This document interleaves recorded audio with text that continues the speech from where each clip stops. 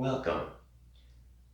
The theme for this yin practice is the bright star Vega. The yin sequence will include both sides of half butterfly pose, and then an asymmetrical form of Milky Way pose, which is a supported bridge pose, both sides of Side Sphinx pose, and then finally child's pose. A needed prop will be something to generate height and elevation during the supported bridge pose. So normally I use a couple of yoga blocks. So if you have a yoga block or two, that's great. If you don't have one, then you can use books, you can use a bolster. Anything you have around you that creates a solid, stable support for the supported bridge. And it's always nice to have a little bit of soft padding, like blankets and pillows, to take care of sharp pressure points. So gather up some props. Maybe you remind yourself of your intention for a yoga practice, and then we'll get started.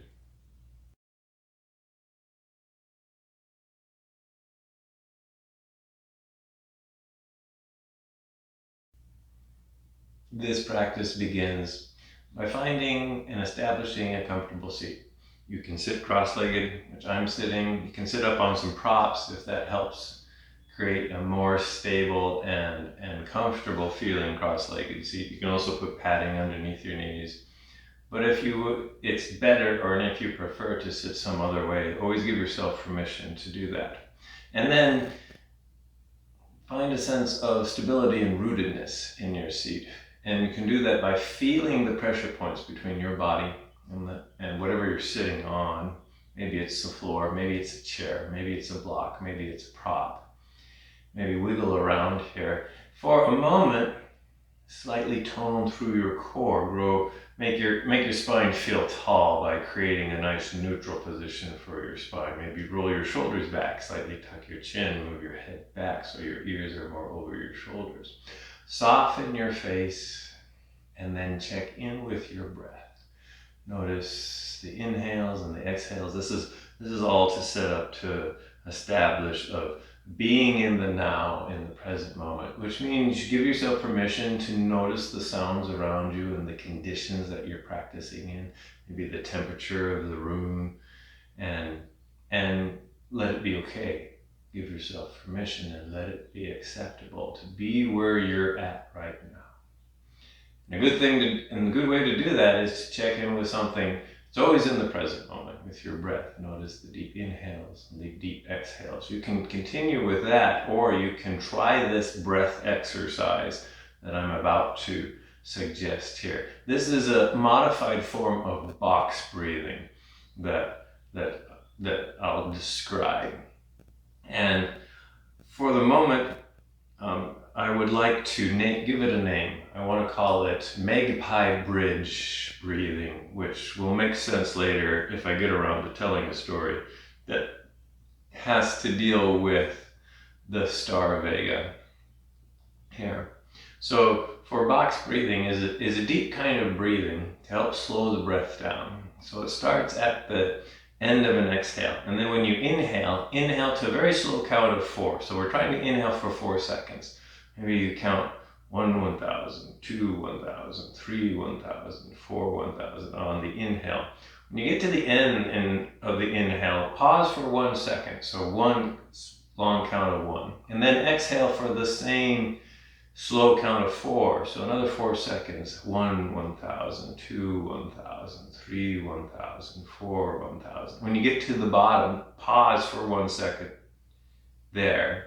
And that's kind of the box. So long breath in, pause, long breath out, pause. We'll do this for a few cycles. And if this feels great, continue it. If it's not, you abandon it, go back to your normal natural breath. So I'll start one here after an exhale. So I inhale 1, 1,000, 2, 1,000, 3, 1,000, 4, 1,000. Pause for a second. And then exhale 1, 1,000, 2, 1,000, 3, 1,000, 4, 1,000. And then pause here for a second.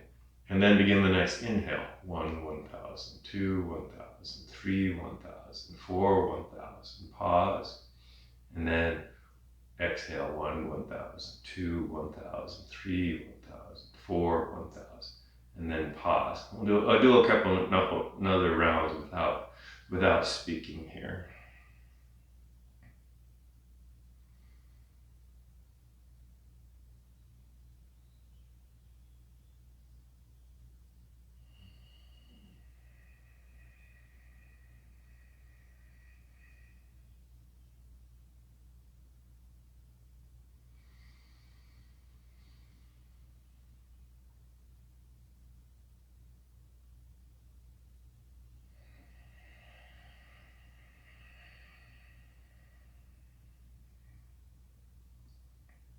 Maybe continue for maybe one more round, if it's okay.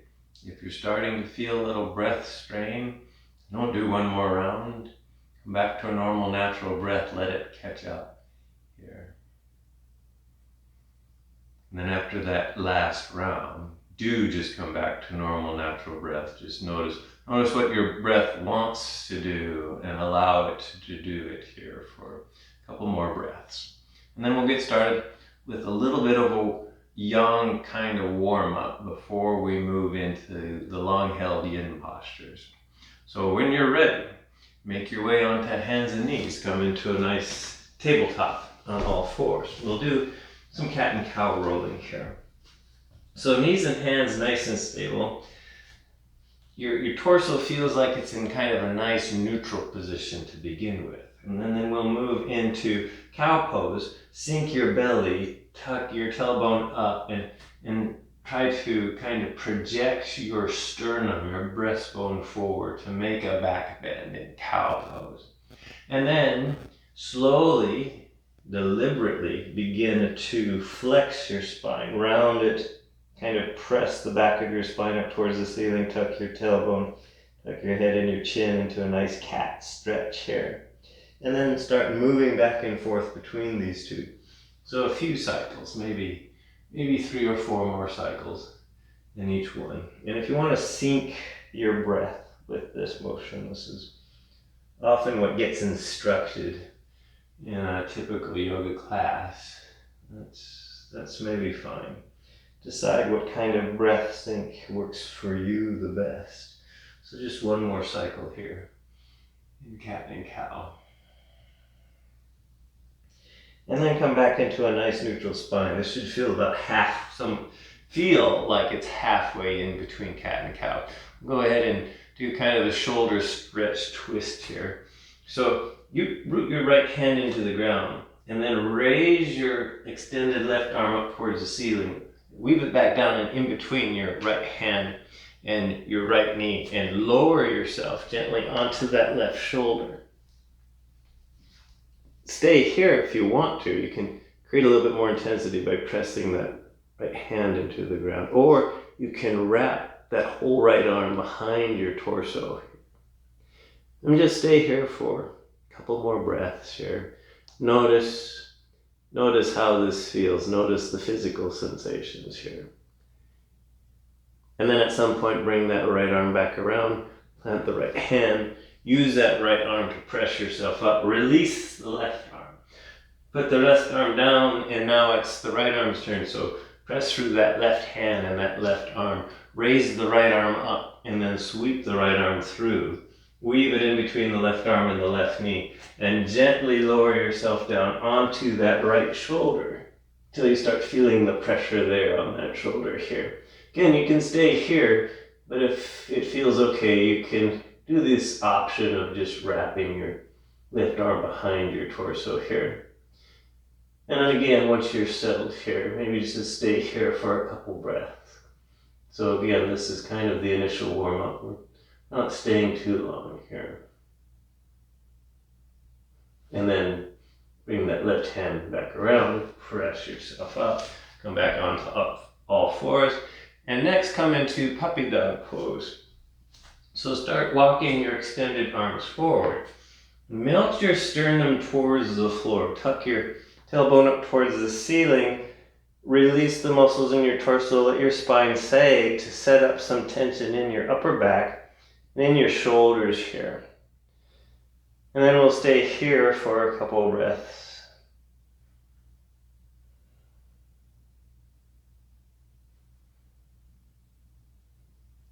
And then root through your hands. You use the muscles in your arms to press yourself back up. On to hands and knees. That was the warm-up, so we'll set up for the first long held yin posture. And the first long held yin posture will be the first side of half butterfly pose. So come to seated with the legs out in front.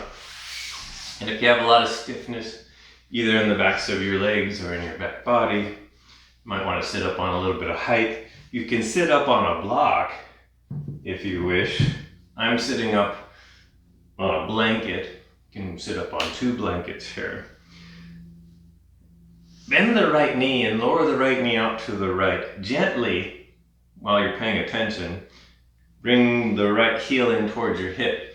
So you're doing this slowly so that you stop when you need to. Some people, maybe they can get their heel all the way to their hip, but it doesn't have to get there. You're just moving it in here until you feel a good stopping point. So we're already trying to establish our edge here in this first posture. This knee is floating and it's a little bit achy because it's floating. Give yourself permission to support it with prop. If it's floating, it feels fine. Or if it's on the ground and it feels fine, you can just leave it here. The extended leg is extended. It doesn't have to be straight. Some of us it's straight, some of us the knee needs to be bent, some of us we need to put prop underneath that knee. We're trying to relax in yin, relax the muscles in yin. So if you relax the muscles in this leg and it kind of rolls in or rolls out, that's fine. So I'm externally rotated. When I relax, my legs kind of want to externally rotate. So my leg, I don't know if you can see this in the video because it's kind of subtle.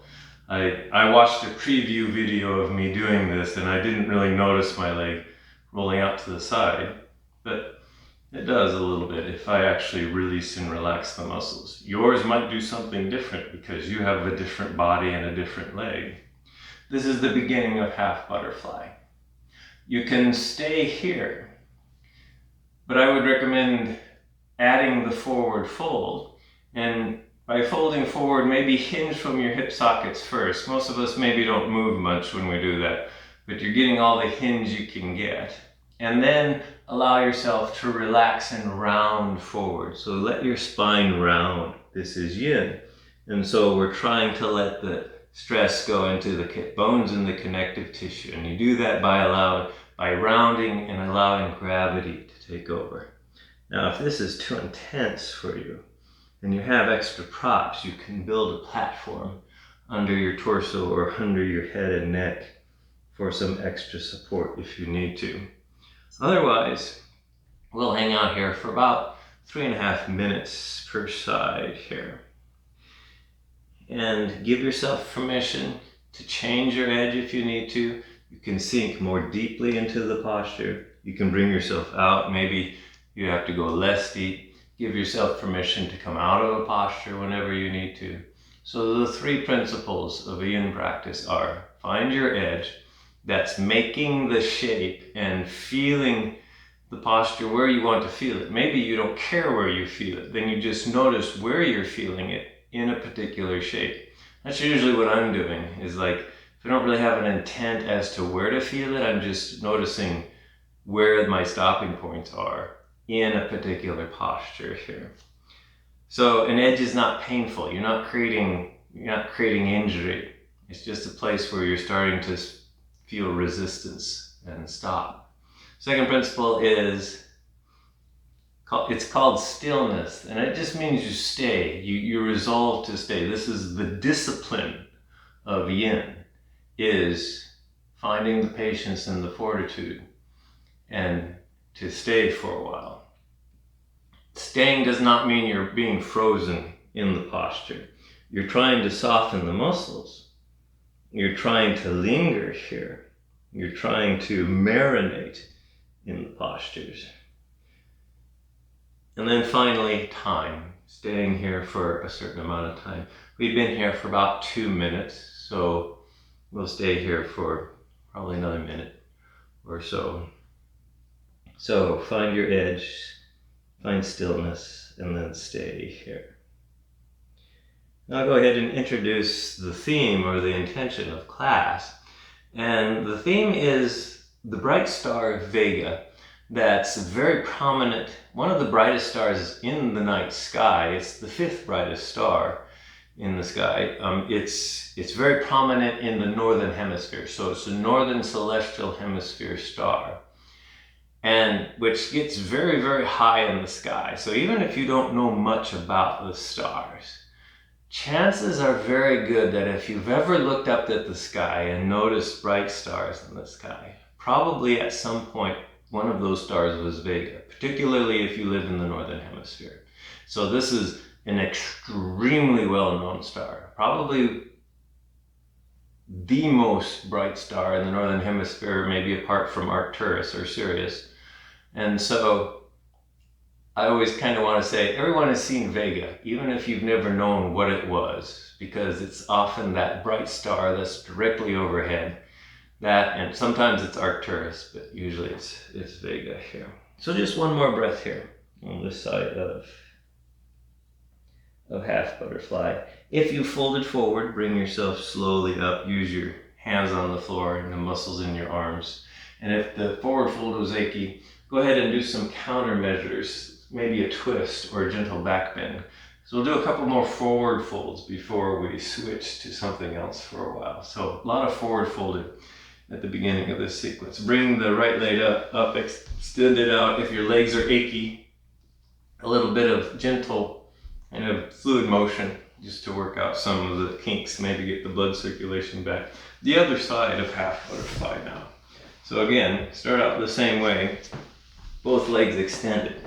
This time, the other knee. So left knee bends, let the left knee roll out, and then bring this left heel up until something says stop. And if you're really an ultra flexible person, that stopping point might be when your heel hits the bottom of your hips. But for a lot of us, maybe it stops before then here. Right leg is extended, doesn't necessarily have to be straight. The knee can be bent. My leg kind of rolls out. Your leg might roll in or just stay where it's at here. And then grow up tall maybe for a moment through your torso. And then kind of hinge and then soften and relax and round as you come into your version, and then maybe put some props for support if you need it. And then we're here for maybe a little over 3 minutes here on this side. So Vega is very, very bright star, northern hemisphere. It's visible for most of the southern hemisphere too. So even if you live at mid-latitudes in the southern hemisphere, you can easily find Vega. But of course, instead of Vega being high in the sky, it's going to rise and set along the northern horizon during certain times of the year. But for people that live in northern mid-latitudes in the northern hemisphere, Vega gets pretty high, pretty much looks like it gets directly overhead here. And like I said, it's the 5th brightest star in the night sky. It's the 2nd brightest star in the northern celestial hemisphere. Only Arcturus is brighter. And because of that, Vega has been well known to humans for thousands upon thousands of years. And it was the first and most studied of all stars. In fact, Vega has been so well studied by astronomers and scientists that it is often used and defined as the standard for other stars. Vega is an A0 type star, which means it's much hotter than the sun. Vega is much hotter than the sun. It appears bluish white to us.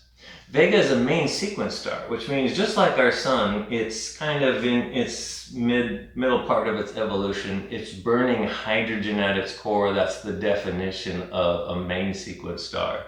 It hasn't evolved. It hasn't used up its hydrogen yet. It hasn't evolved out of that stage. So it's a main sequence star, but it's much, much bigger than the sun.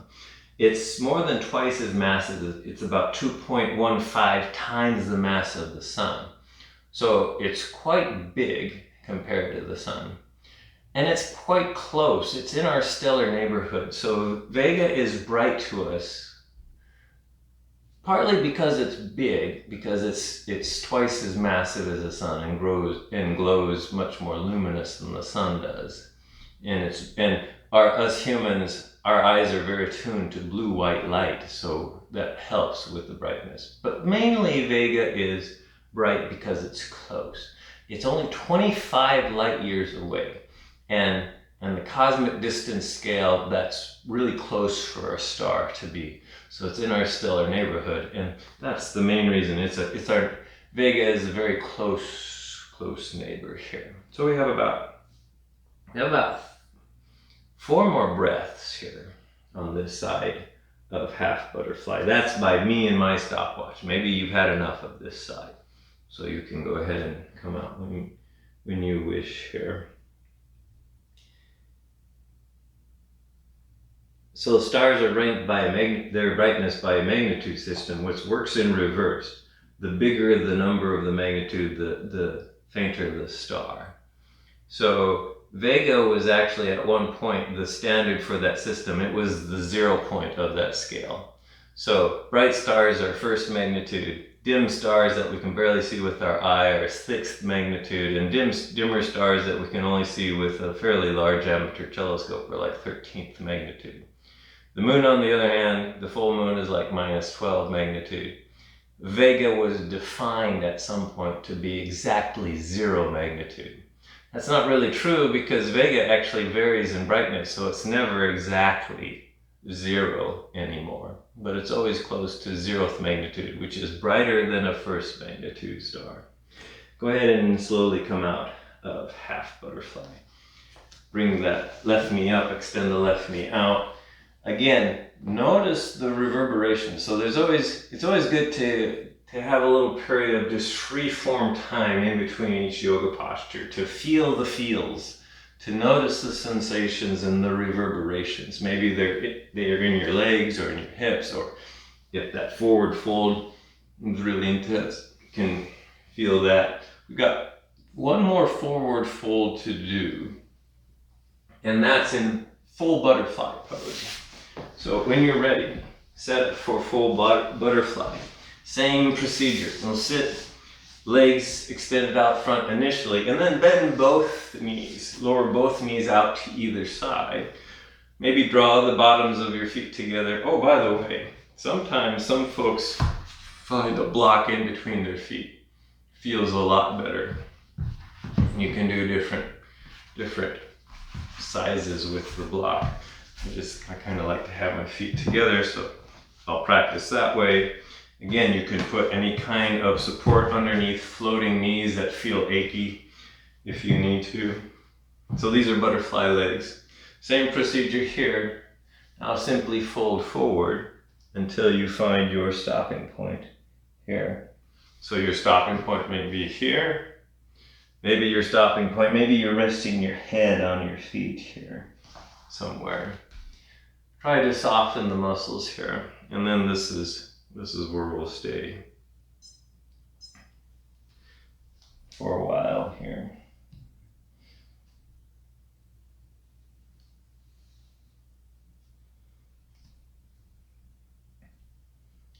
The interesting thing about Vega is it's twice as big as the sun.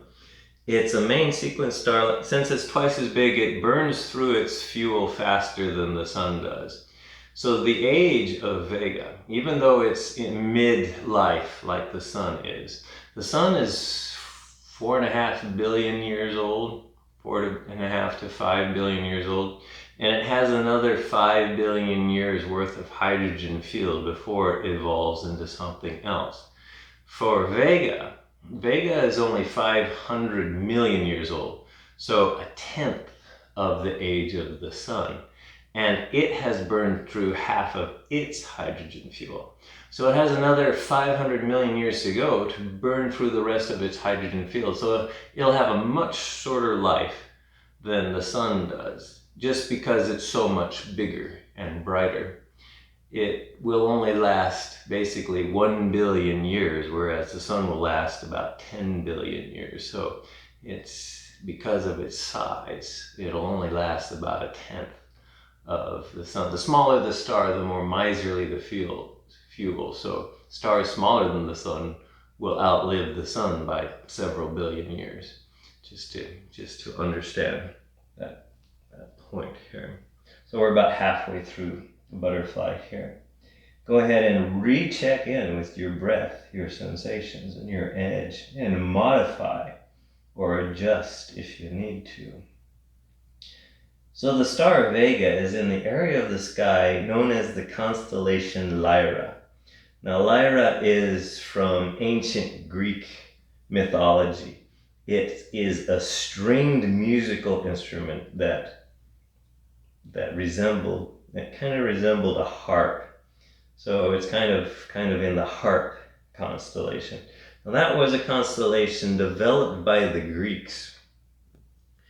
Vega is also part of a large asterism or grouping of 3 bright stars in the northern night sky famously known as the Summer Triangle. And this is the best way to identify Vega. The Summer Triangle is made up of 3 very bright stars, one of which is Vega. The other is Deneb, which is in the constellation Cygnus the Swan. And the third is Altair in the constellation Aquila, which is the eagle. These constellations predate antiquity. So Altair and Aquila has always been associated with an eagle. Even before ancient Greek civilization. Same with Deneb and the swan. And in fact, all 3 bright stars, all 3 bright constellations were actually associated with some sort of great bird before the Greeks decided to change Vega and Lyra into a harp. It was the word Vega itself is Arabic, and it roughly translates into swooping or falling eagle. So it is believed that before the Greeks renamed the constellation that Vega is into a harp, it was actually another eagle, or maybe a vulture or a condor. So those 3 bright stars all represented great birds that the ancients were familiar with, including Vega itself, since there's some remnant of that. In fact, if you look back at old enough star charts, sometimes Vega will be shown, and Lyra will be shown with an eagle holding a harp to show both traditions, or both stories here. So one more breath here, and then slowly bring yourself up from full butterfly. When you get up, maybe it's your back from that forward fold that feels really achy. So twists are neutralizing here. In fact, go ahead and bring your knees up, extend your legs out, maybe work the kinks out in your legs. We'll do a counter pose here. We'll do practice deer pose. Deer pose can be yin posture in and of itself, but we'll do it here quickly with a twist just to use it as kind of as a counter pose. So for deer pose, bend your left knee, bring the left heel on the outside of your hip. Maybe bring the left knee out wide. Bring the right heel in again, just like for half butterfly or full butterfly here. So this is deer pose. Can just stay here. You might have to sit up on some height. And then twist to the right. So twist gently away from the left leg. And then just maybe stay here for a breath or 2. This is a counter pose maneuver. Come back to center, you can do a counter twist. And then bring both legs out. We'll set up for the other side of deer pose. So bend the right knee, bring the right heel on the outside of the right hip. Bend the left knee, bring the left heel in. Draw up tall through your torso and then begin to twist and turn towards the left here. Stay here for a breath or 2. Not feeling much, maybe twist a little deeper. And then bring yourself back to center, maybe a gentle counter twist here. And then will set up for this supported bridge pose that I'm going to offer a modification for. This is called, I call this Milky Way pose, but it's a type of supported bridge that you need this is a posture where you actually do need a prop for, something to generate height.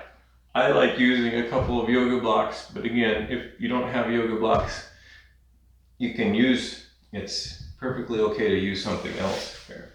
You'll come onto your back, bend your knees, put your feet on the floor, raise your hips up and place your prop underneath your pelvic bone, the flat, kind of the broad flat plate of your low back.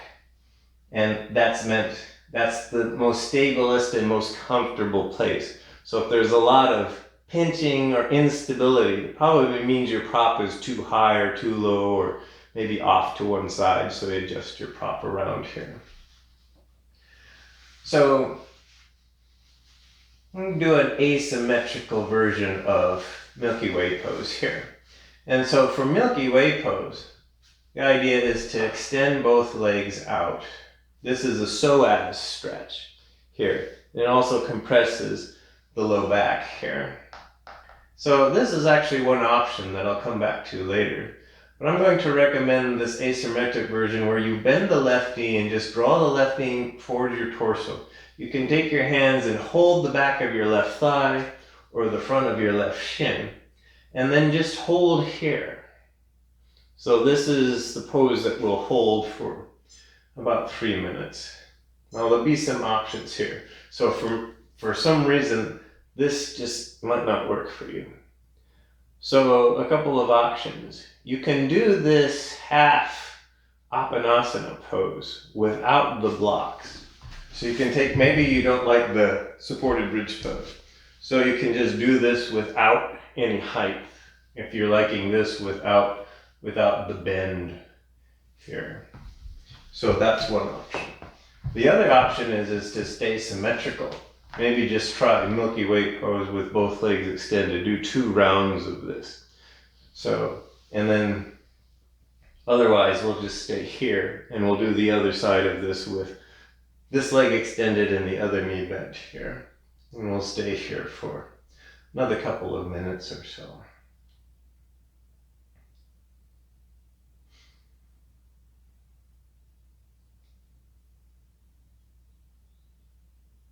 So back to the summer triangle, because again, if you're not familiar with the night sky, you live in the northern hemisphere, and you decide you want to go out and find Vega. And it's easy to find because Vega is so bright you can see it even in the middle of an urban environment with lots of light pollution. Same with the other stars in the summer triangle. So depending on the lighting conditions, can almost always find the 3 bright stars in the summer triangle, so that is worth finding. And the summer triangle is prominent in the night skies from basically summer through fall here. As of the recording of this yoga video, the summer triangle doesn't rise until kind of the middle of the night, early in the morning, so I won't see it in the evenings quite yet in the spring. But in the summer, it'll start to show up. In the fall, it'll be very, very dominant. These 3 bright stars that are directly overhead. Again, this is for the northern hemisphere, since Vega is considered a northern star here. And again, Vega is in the constellation the Harp, the Lyra, which can also be known as an eagle. And the other 2 stars, Deneb is in the Swan, and Altair is also in the Eagle. And if you have a really dark sky, you will notice that the Milky Way, Deneb and Altair are actually in the Milky Way, and Vega is right next to it. So the Milky Way itself, and we're doing a modification of the Milky Way pose here. Milky Way kind of flows through or in between those 3 stars, but of course, you can only see the Milky Way if you have a particularly dark sky here. So just one more breath here on this side.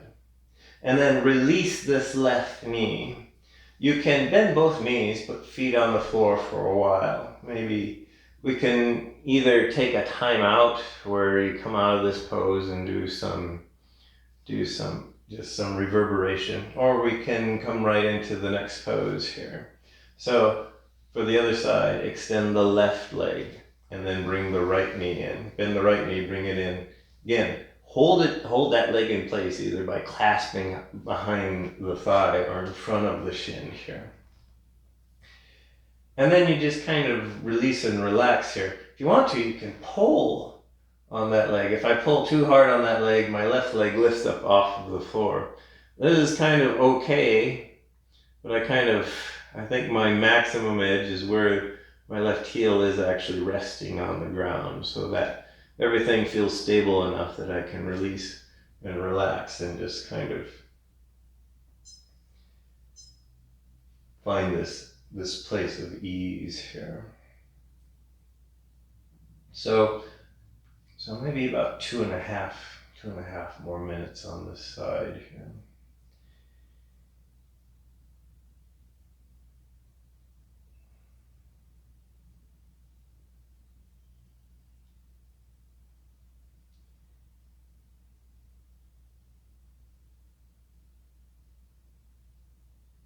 There's a few stories about Vega. In fact, the interesting thing about Vega is it's like a lot of other bright stars. It tends to be by itself. So Vega is in the constellation Lyra, but the other major stars in the constellation, the Lyra or the Harp, are very faint. So oftentimes, if it's not a dark site, Vega appears to be kind of all by itself here. Vega is an interesting star. So since it's been well studied, scientists have realized that there's actually a debris disk around Vega. Maybe I should back up and talk about the spin of Vega. So Vega actually spins very, very rapidly. It takes 12 and a half hours for Vega to make one rotation. If that's not impressive, realize that our sun takes 27 days to rotate, and our sun is only half the size of Vega. So Vega, being twice the size of our sun, only takes 12.5 hours. This has some implications. And the implication for Vega means it bulges. It bulges at its equator. So it spins so fast, it's flattened out and is noticeably a bulge. In fact, it spins so fast that it's close to its destruction point. Vega is 88 at a speed where it's 88% of what it would need to actually tear itself apart. So it's spinning very, very rapidly. Another characteristic about Vega is that it has a disk of debris around it that's very similar to the asteroid belt and the Kuiper belt in our own solar system. Maybe about 5 or 6 more breaths on this side. Finally, just recently, just in the past year in planet hunting, scientists have seen a signature, a radial signature, that might indicate a Neptune-sized planet right next to Vega and a Saturn-sized planet a few days. So there seems to be a Neptune-sized object that takes 3 days to revolve around the star. So very, very fast, very, very close to the star. And then there seems to be a Saturn-sized object that takes about 200 days to revolve around Vega. Now we don't know yet if these are planets or if these are just conglomerates of material from the debris disk, but they're pretty healthy signatures that even Vega in its debris zone has planets either forming or have formed within the disk. So even Vega has planets around it here. So one more breath here, and then you can release this modified form of Milky Way pose. I've been calling this knee hugging Milky Way pose here. At some point, if you are in the supported bridge pose, place your feet on the ground by bending your knees, and then root through your feet, your shoulders, lift your hips up high enough so that you can take your hands, remove whatever you've been using for a prop, and then gently lower yourself down onto the ground. You might have to do a little bit of reverberation here. You can hug your knees into your chest. You can do reclined windshield wipers, do happy baby. You can extend your do waterfall here for a moment. Anything that might work out some kinks. Next yin posture is Side Sphinx, which is a full body lateral bend. This is also a good yin posture for the shoulder and can be pretty intense. So for Side Sphinx, you come onto your side, legs extend. So I'm laying on my left side, and I've got my elbow underneath my shoulder here. And then I let my spine sag here, so that my spine sags, my spine is kind of compressed and then my whole left side body is compressed here. So this is Side Sphinx. This can be pretty intense on the shoulder, so we'll just stay here for about 2 minutes, or even less. Maybe you just want to stay here for a minute. So once you get here, you release and relax your torso. You can hold your head up, but that requires muscle toning, so you can always let your head sag here. So you decide, we won't be here long enough, so if you need to hold your head up, that's okay. I like to let my head hang. This can also be a balancy pose, kind of an awkward balancing pose, because we're trying to balance on our side body. To help with that, adjust your forearm however you need to here. You can also help with it. I also bend my top knee and place the foot behind me. So between my front arm and the back foot, I've got extra stability points so that I can work on not worrying about the balance, and I can just soften and relax and notice the intensity. A lot of intensity is in the shoulder arm area, but I'm also feeling a lot of intensity in the side body and actually running through my spine. That's the point of Side Sphinx, is this side bend, this lateral bend. Been here about a minute, so we're only going to be here for another minute. If you're really supple in your side spine and you need something more, you can come into Side Seal, and that is, go ahead and lengthen out your whole arm, lock your elbow off, and then that creates maybe a little bit more intense sensation in the side body here. But for a lot of us, maybe Side Sphinx is enough here. So about 3 or 4 more breaths here on this side of Side Sphinx. Banana pose can be a good alternative if this is just too hard on the shoulder. And for some of us, if we have a shoulder injury, this is maybe not a good idea, but you can always just lie on the ground and make a half moon shape, a crescent moon shape here. So maybe 1 more breath here on this side. And then we'll switch, come out of this, we'll switch over to the other side and do the other side of this lateral bend, this Side Sphinx. Again, if you're not liking this because it's too hard on your shoulder, then try a different lateral bend, since that's kind of the intent, physical intent of the posture. Otherwise, you're now on your right side and on your right elbow and forearm. And you can either keep your both legs out straight if you're fine with the balance, or you can bend one knee. You can actually bend both knees. I like to keep the bottom leg straight because I am trying to get a very subtle stretch through this right side. But if it does really feel better for your balance, then both legs can be bent here. And then you just find your version here. So I was thinking about human stories, cultural stories about the star of Vega. And I think one of the best ones comes from the Far East. Far East being the area of China, Japan, and Korea. So the story, this star story, actually I think originated in China. But I'll tell the version that's often told from Japan, one of the versions that have iterated. In fact, the Japanese have a festival that honors this story. It's I believe it's the Tanabata festival that happens in July or August in Japan. It's actually literally known as the Star Festival because the two main characters in the story are symbolized by the star. The star is Vega and the star is Altair. So in this Eastern story, and I'll use the names Vega and Altair even though they obviously have Japanese names and Chinese names and Korean names here. So in the story, Vega, which is symbolized by the star, was a sky princess, or an immortal princess who lived in the sky. She was considered a sky goddess, and her relatives, her parents, her father, were all immortal beings, immortal gods of the sky. Their realm was the sky.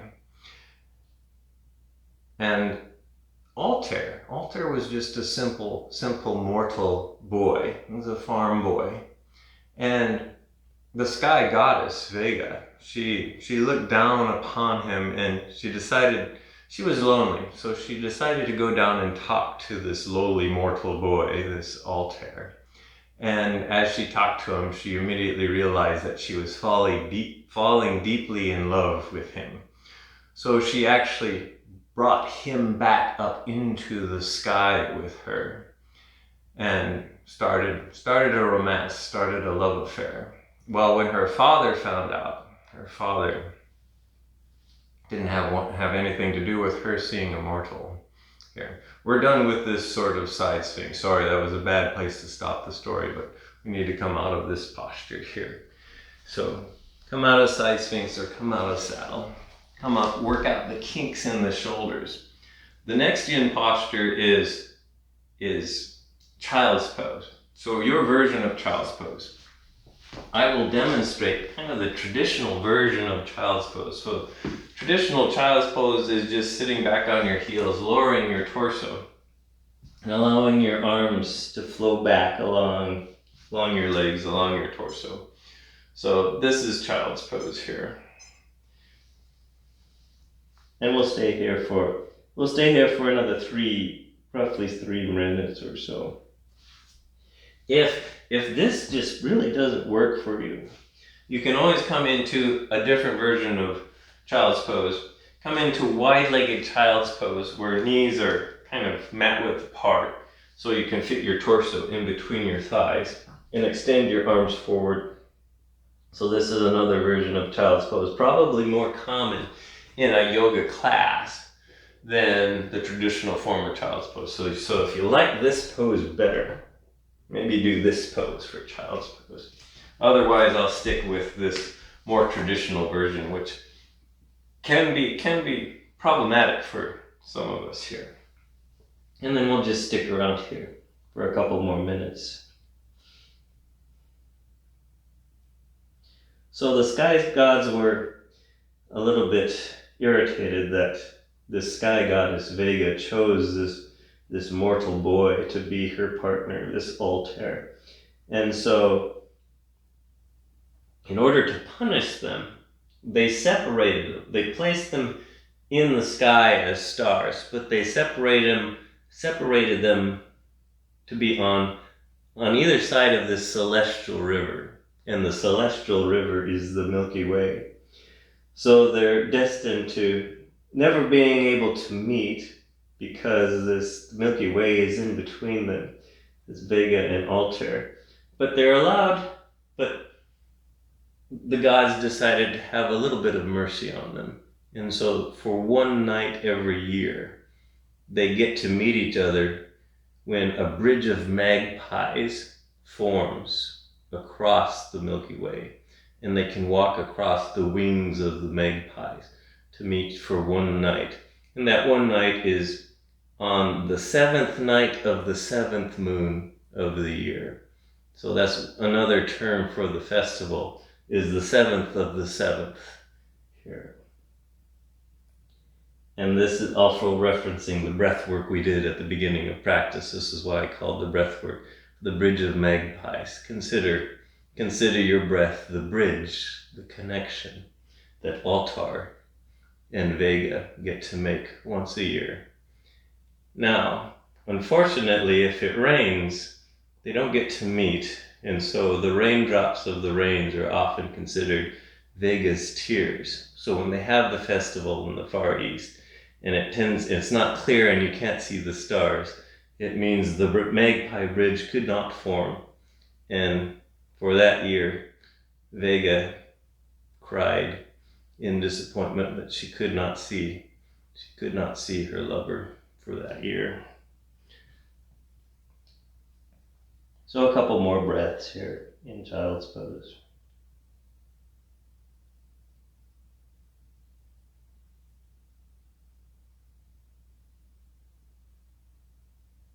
And then when you're ready, slowly bring yourself up and out. That's the last long held yin posture before resting pose. A little bit of an integration, maybe a twist will feel nice. So make your way onto your back. Bend your knees. Maybe bring your knees into your chest. Give them a hug initially. This is child's pose upside down here. And then take both of your bent knees and lower them over to one side here. So if you lower them over to the left, allow your right shoulder to ooze back towards the right to create a spinal twist here. Maybe the right arm comes up to the right. Linger here for another breath or two. And then slowly bring the knees back up. Lower them to the opposite side. Opposite shoulder tries to stay near the ground. Just to make sure you're in a spinal twist here. And then linger here for a breath or two.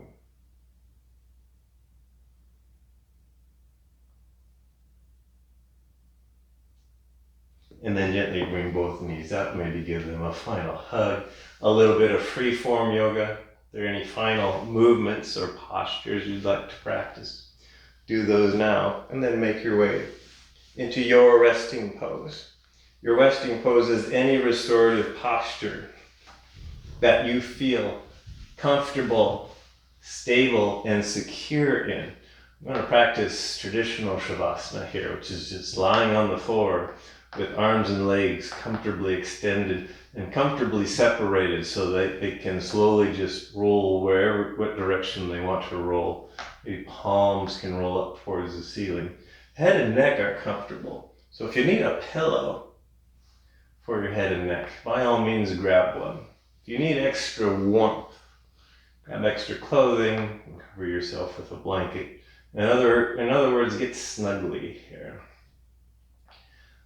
If there's some kind of something that feels uncomfortable, give yourself permission to adjust it. Find your Shavasana position. And then take a yin attitude. Soften everything. Remember to soften your face, your eye sockets, your jaw here. The tension. See if you can soften the tension in your forehead and your temples here. Soften down through your torso, your neck, your collarbones, your shoulders. Soften each arm, right palm, right fingers, left arm, left palm, left fingers. Soften down through your torso, hips, legs, feet. Imagine yourself lying beside that celestial river.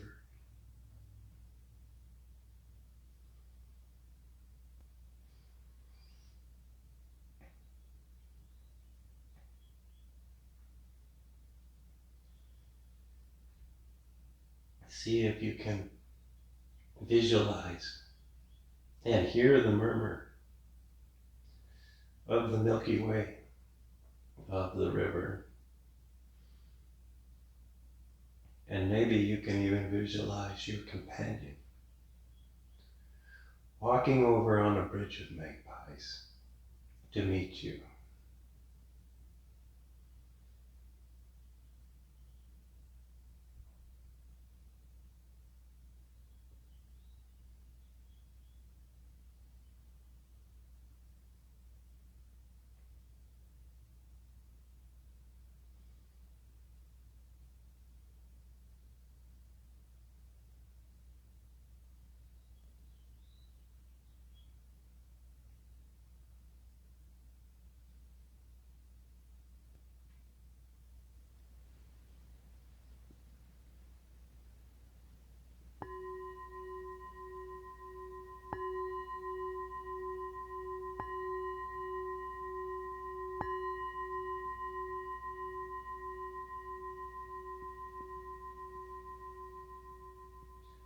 At some point, begin to deepen your breath.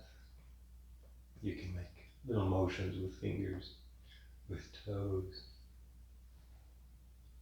Maybe expand that motion into hands, into feet, arms, legs. Maybe even a gentle rocking with your head and your neck.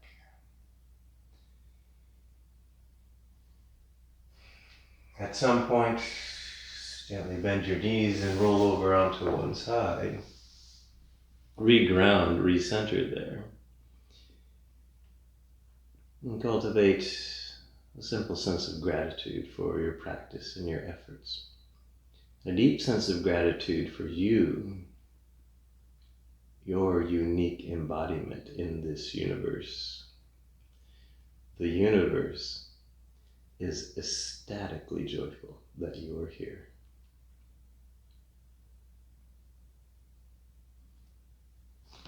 Then gently bring yourself up to seated. Find a comfortable seat. At some point, bring your hands together in front of your heart center. I'll end this practice with an Om. You can either listen or join in.